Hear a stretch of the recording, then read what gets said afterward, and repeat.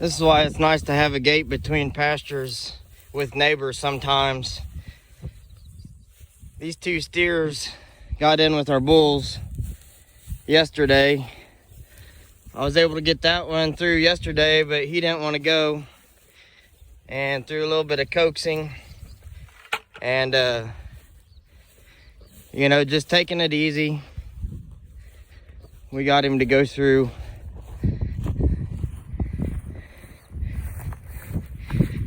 And here's this gate right here. This is an old school gate, except it would be a little more old school if it had a hedge post on this side. We had a lot of gates like this when I was growing up. It's an old barbed wire gate. Usually you don't have something on that side like that little hedge post, but you usually got it tied to a post or a tree.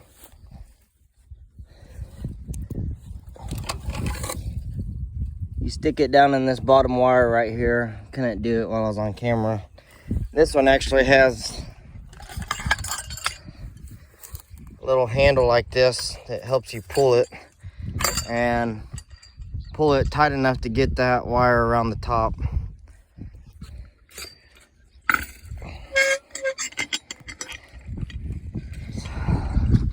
And I couldn't do it with one of my hands holding the camera, so I had to just go ahead and pull it tight and get that wire around it.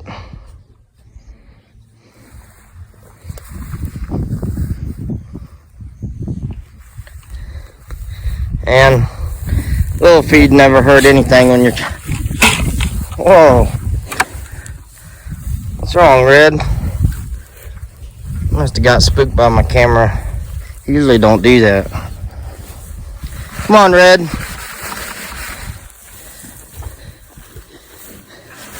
Come on, Red. Come on, big boy. There you go, Red. His head's probably too big to even get anything out of there. Come on, bulls. Come on, bulls.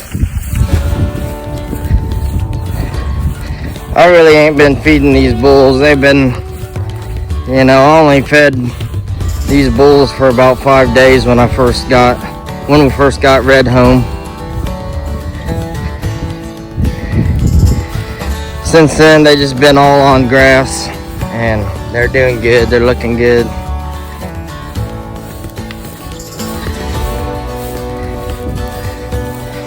But since they were so cooperative, I'm gonna go ahead and feed them a little bit. Not much. I mean, there's not much in that bucket at all, just enough to reward them. I don't like getting cattle spoiled on feed, because that's when they start getting dangerous. Not that they want to hurt you, but just because they expect it, they get rowdy, they get pushy, and they'll just do whatever it takes to get to the feed, because that's all they can think about. Come on, bulls. Come on, bulls. Look at that. They got so much grass out here, they ain't even interested in the feed. Well, I'll put it in the feed bunk up there. I guess when they find it, they find it.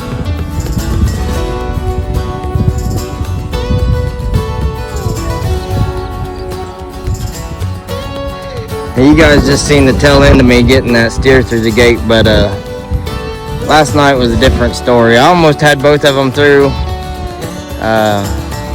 but that one just didn't want to go through the gate, and so we only got one. And luckily, I didn't even think we was going to be able to get that steer through the gate. I thought I was going to have to pin him up down there, call the neighbor, have him come get him, take him down the road to back to this pasture or another pasture.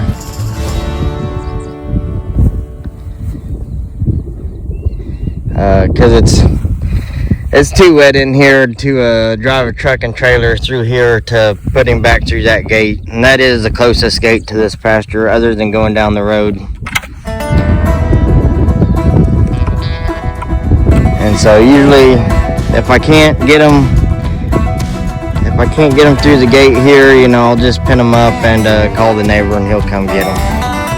So I don't want to just load them up and take them back to that pasture without calling him and letting him know or anything. So I mean, if we can get them through this gate, that's just the easiest. And it saves him the hassle of having to drive over here, and us having to set up stuff to load him up and all that. Dang, mosquitoes are already out.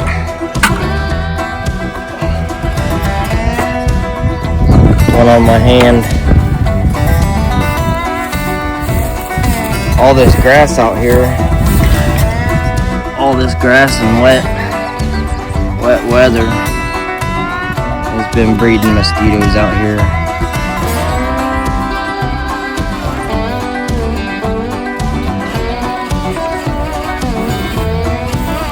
Come on, bulls. Come on, bulls. Come on, bulls.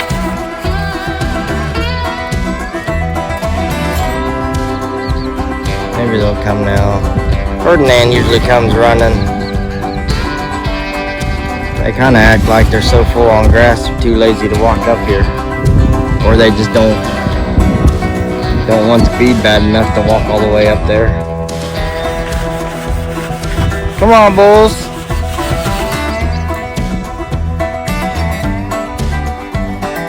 You know what's really cool about this farm? It's got such a variety of grasses on it. It's got white clover over there. The majority of this farm is native grass. There's also some fescue in here. And at first I wasn't thrilled about having fescue, because ever since my wife and I had moved up here to the Plumfield area about 15 years ago, all we've had is native grass.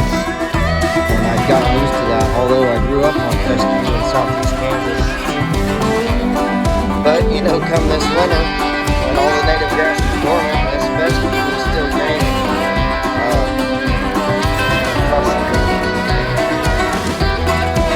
Come on, bulls. That fescue really came in handy. I fed hardly any hay this year over the winter. I just fed some square bills, and that was really only when the temperatures were sub-zero, pretty much. And you know, other than that, and we had a little bit of snow along with those cold temperatures, but other than that, you know, I didn't feed them any hay, and they did just fine.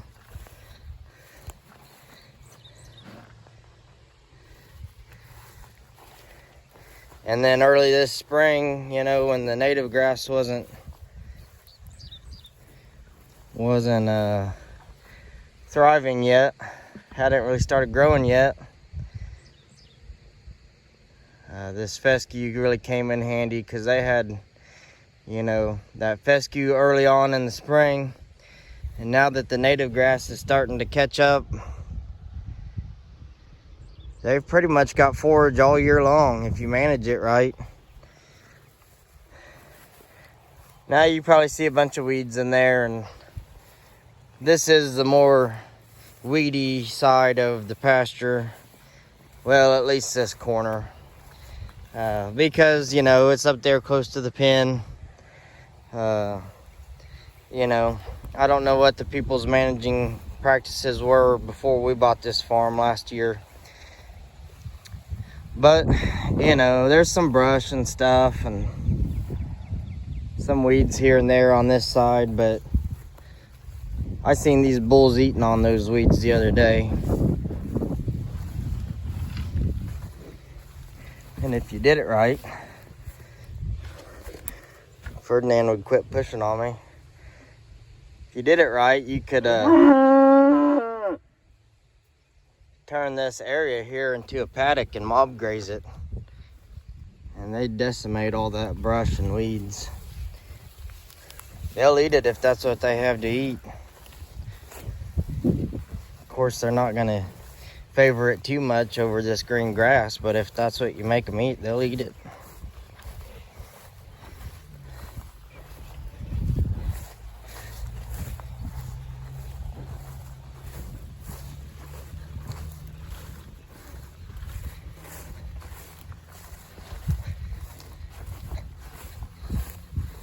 But for now, this little area here is the bull pasture while we got the cows on the other side of the pasture.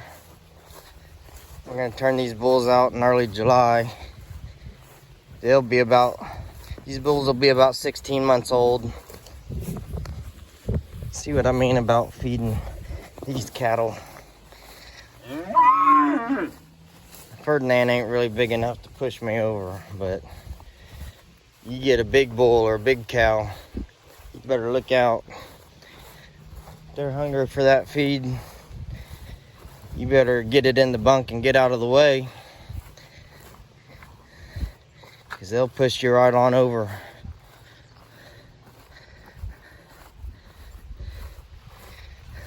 I gotta find the feed bunk first. I gotta do something about these weeds. I got the tractor over there with the bush hog. Not even gonna try to make the cattle eat those, you know, but I'm just gonna bush hog it down. And from what it looked like, they were feeding hay right in here, is why these weeds are here. It looked like they just, I better get these bulls fed. It looked like they just fed and fed and fed hay right there and never put it anywhere else. And of course it got trampled and stomped on enough, and we don't know what kind of quality of hay they were feeding right here either. Maybe it had a bunch of weeds in it, but that's why all them weeds are there. All right, I'm gonna get the feed bunk ready and feed these boys, because they're not gonna leave me alone, at least Ferdinand. Hey guys, I had to cut yesterday's video a little bit short. We actually had some interesting stuff go on yesterday. You saw me get the one neighbor steer through the gate, the gate between our pastures. And then as I was leading the bulls up there to feed them a little bit of grain, another one of their steers had jumped in next to our corral, where I've got that fenced off so our cattle can't get through there, because it leads down to a small portion of the river, and where the cattle can just actually go through the river, go up the other side of the road and get out onto the road. So I got that fenced off so our cattle can't get through there or get in that area. Well, one of the neighbor's steers had jumped over the fence into that area, went across the river, which is basically the size of a creek at that point, but end up onto the road and started taking off down the road. So, you know, I hopped in the car that I had driven out here, and kind of followed him. He turned around the other way. The neighbor owns the land on both sides of us, so I had to follow him down the road until I could get him close to a gate, and then I ended up getting him in the gate on the east side of our property, which is also the neighbor's side. So I got him in through that gate, so at least he was in the neighbor's property again. He was just on the other side of the pasture, basically. So that was what was going on yesterday. It kind of turned into an ordeal. I've never seen so many steers jump a fence or get through a fence just to be in a different pasture, you know. So I don't know what their deal is. They're just running stalkers over there. We've probably had at least 10 of their steers jump in our pasture this year for whatever reason. Get in with our heifers, get in with these bulls. I guess our grass is just better over here because we've got less animals on it. And you know, the grass is always greener on the other side, so they see this tall grass over here, and I guess they decide that they want some. So anyways, y'all have a good day.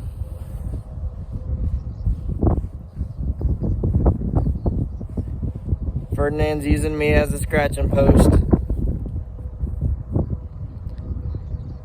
And I'll catch you guys later. Stay tuned. Subscribe if you like what you see. Would you look at that, Jason? Our heifer had her first calf. So just when I was telling you guys that it takes these heifers a while to have a calf, they'll surprise you. And look at that. That little calf is probably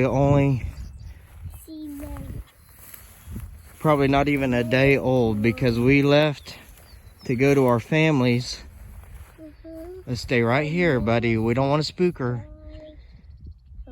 We left to go to our families yesterday around 1 o'clock, and now it's Sunday at about, I don't know, 7 o'clock or so, maybe a little later. Look at that healthy little calf. The heifer's doing good, and her calf is doing good. Calf is doing good. Little baldy calf. So I told you, these heifers, they'll surprise you. I've seen some heifers go a lot longer than she did and still not have a calf. Something tells me that that could be a heifer calf, because when a cow has a heifer calf, they calve a little bit sooner than when they have a bull calf. I think that's a little heifer calf. What do you think, Jason? She's drinking some milk. She's drinking some milk from her. She's getting some milk from her mama. She sure is. Sure is, buddy.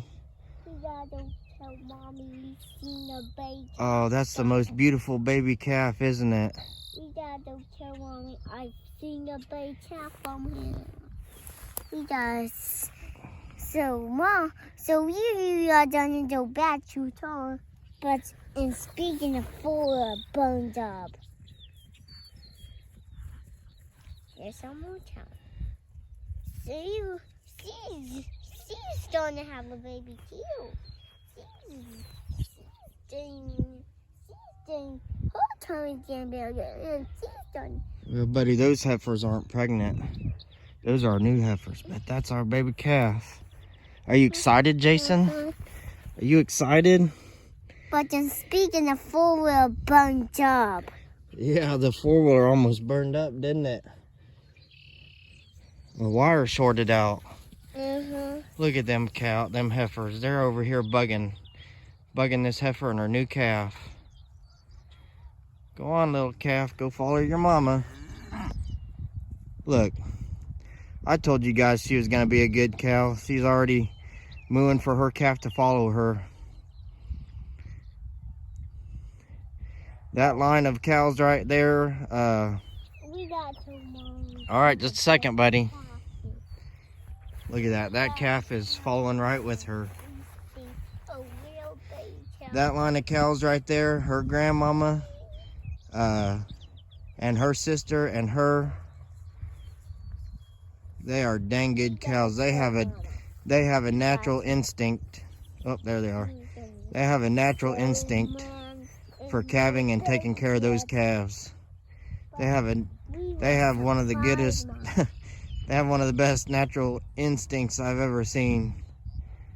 Them first calf heifers out of this baldy bloodline, they just know exactly what to do. She's not got a lot of Hereford in her at this point. She does have a white face, but she's probably only about an 1/8 Hereford at this point. Whoop. I gotta get used to this new phone here. Okay.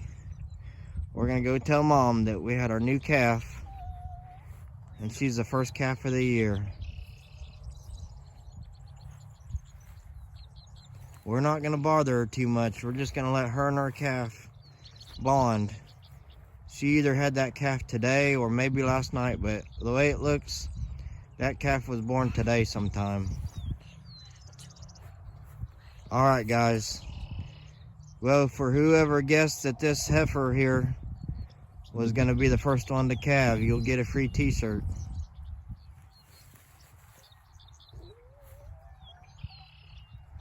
And sorry if I misled any of the rest of you, but you just never can tell on these heifers sometimes. Oh, that little calf fell in the water. There it is. It got back out. What a beautiful sight. There ain't nothing more beautiful than cow having a baby calf out here in this nice grass, this nice land. I mean, this is what it's all about. It ain't even about the money.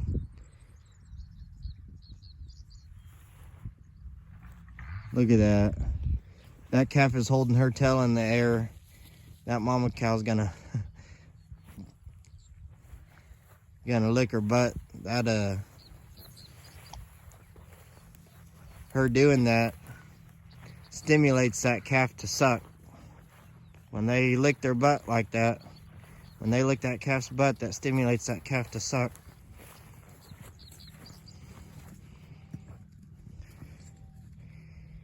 These heifers are being ornery. All right, buddy, let's go. We're gonna let them be. Yep, you just never know about these heifers. Sometimes they'll calve early. Sometimes they take forever to calve, but it's a good thing that everything went well on her first calf. She calved unassisted, which is what we strive for. We don't have time to be pulling calves. And that's a healthy calf right there, guys.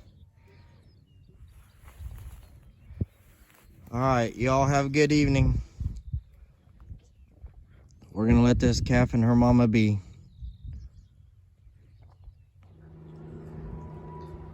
Look at that, there's a deer in town along the railroad tracks. You don't see that every day in the city. She's trying to decide where to go. She's probably gonna go run through somebody's yard. Oh, she's going into the woods. Only in a small town, guys. Will you see that?